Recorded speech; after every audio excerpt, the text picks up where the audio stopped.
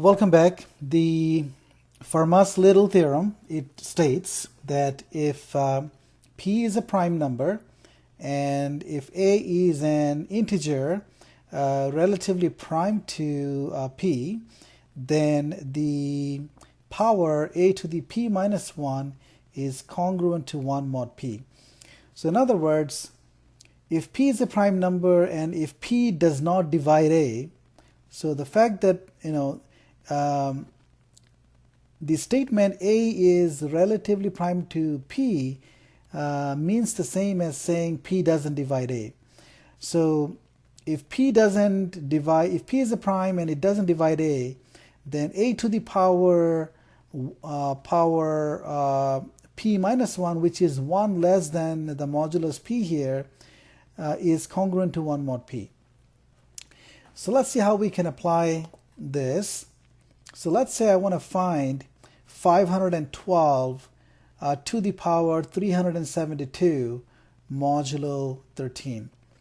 Now at the first look, one who doesn't know the Fermat's little theorem might think, okay, I have to compute this power, and then I have to divide that out by 13 and find the remainder, which sounds like an impossible task to do. However, so let's see how we can apply the Fermat's little theorem here. So 13 is a prime number and it doesn't divide 512, so I can apply Fermat's little theorem.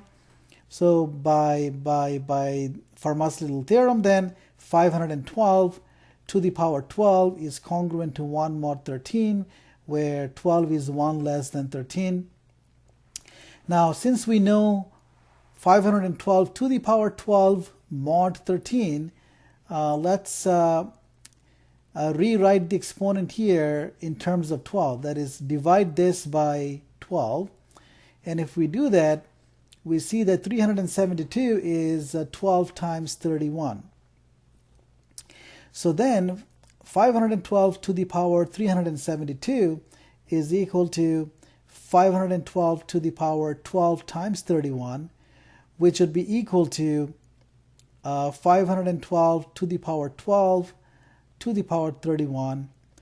Now this guy is congruent to 1 mod 13, so altogether we get 1 mod 13. So we see that 512 to the power 372 is congruent to 1 mod 13.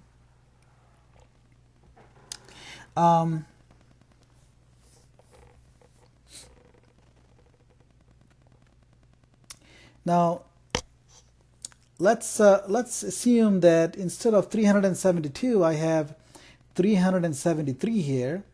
Well, in that case, when I divide by 12, I'm going to get 12 times 31 plus a 1. So then I'm going to get 12 times 31 plus a 1 here. So then plus a 1 here, so I'm going to get 512 to the power 1. So you're still going to get 512 here, and you'll get 512 at the end here. But then 512 is small enough that you can divide that by 13 and look at the remainder. So keep in mind that the exponent may not be divisible by this the number 1 less than the modulus here, but if it is not, you'll get a remainder here, but you can still carry this out easily.